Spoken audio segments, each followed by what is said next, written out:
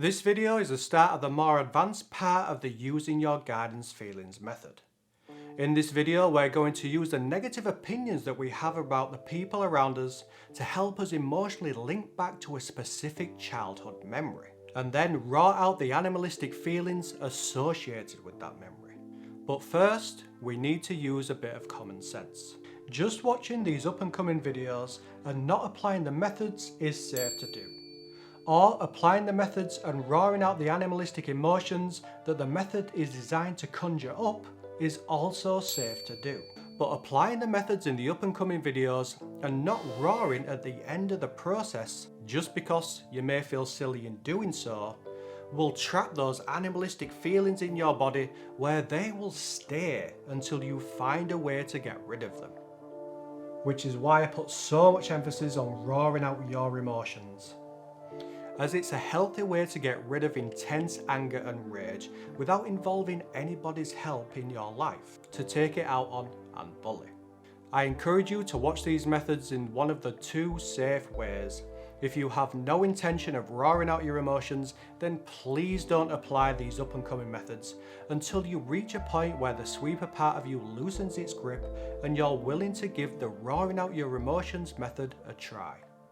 I'm Gav, and this is I Want to Know How to Feel Good. When it comes to emotionally linking back, there are 6 steps to take. Let's now go through each steps that make up the process. Step 1. Choosing the right opinion to work with. The first step in this process is to choose a negative opinion about somebody that you have in your life to work with. But since you may carry lots of negative opinions about the people around you, which one should you choose? The way to choose a negative opinion to work with is to choose one that causes you the most stress, or the most annoyance and the most anger, or just makes you experience lots of emotional tension and pain whenever you think about the opinion. Once you have found the opinion that you have about someone in your life, then it's time for step 2. Step 2. Turning the opinion on yourself. Whilst focusing on your centre, instead of saying that opinion about the other person, try in your mind saying and repeating that opinion about yourself. Repeating the opinion about yourself will create a specific feeling in your body. There's no need to know what this feeling is at the moment, but at this point you just need to build up that feeling in your body as big as you can. And you do this by focusing on your centre and repeating the opinion about yourself. Step 3A. What feelings are you experiencing right now? Once you feel or even sense that you have built up enough of the feeling within you, it's now time to use your guidance feelings to figure out what it is that you are experiencing right now. The feeling of pain that you have built up in your body will represent a few things, but we're just going to see the primary feeling that the emotional pain now represents. This means that when you correctly guess your primary feeling, you will experience pain mixed with lightness and not just the light feeling on its own. Once you have correctly labelled how you feel in that moment, carry on repeating the statement of how you feel until you feel like you've built up that particular feeling enough. Step 3B. Connecting your two statements.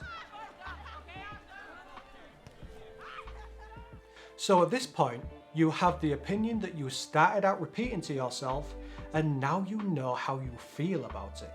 It's now time to connect the two and put them both in a sentence that sounds natural for you to say.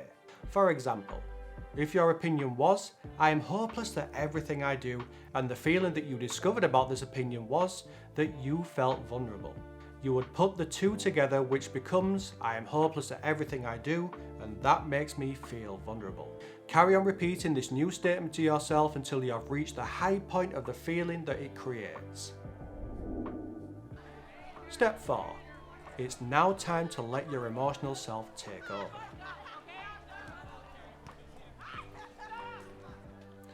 Holding on to the feeling that you've been building up in your body, it's time to wonder and wonder when, back in your childhood, you experienced the statement that you have just discovered.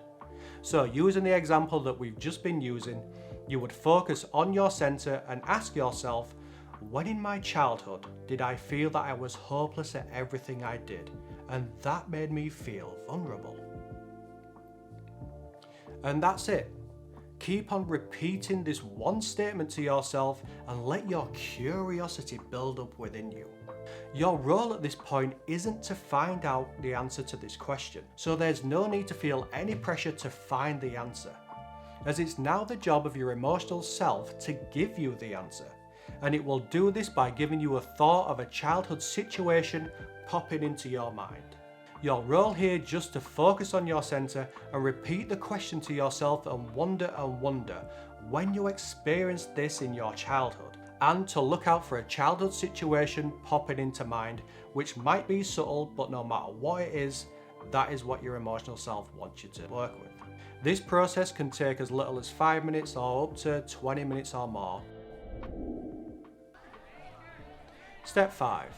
Once a past memory pops into your mind.